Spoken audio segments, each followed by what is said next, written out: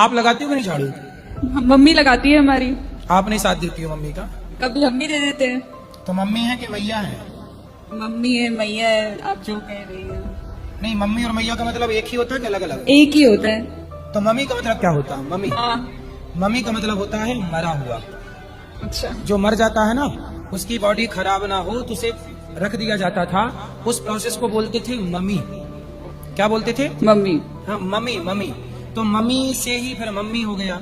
इसलिए भारतीय जो परंपराएं हैं, संस्कार हैं, यहाँ मम्मी शब्द कहीं नहीं है। हमारे यहाँ माँ शब्द है, मैया, माँ। तो आपकी माँ जिंदा है जी तो बिल्कुल। उसे जिंदा को मम्मी क्यों बनाना है? बिल्कुल मम्मी तो मुर्दा होती है, सही है ना? बिल्कुल। तो वो मम्मी नहीं है, वो क्या है? माँ है। माँ। सीधा सबको बोलना कि मम्मी बोलना रॉन्ग है, माँ बोलना गुड है, सही है, राइट है। जय श्री राधे। और कुछ सवाल? नहीं गुरु जी।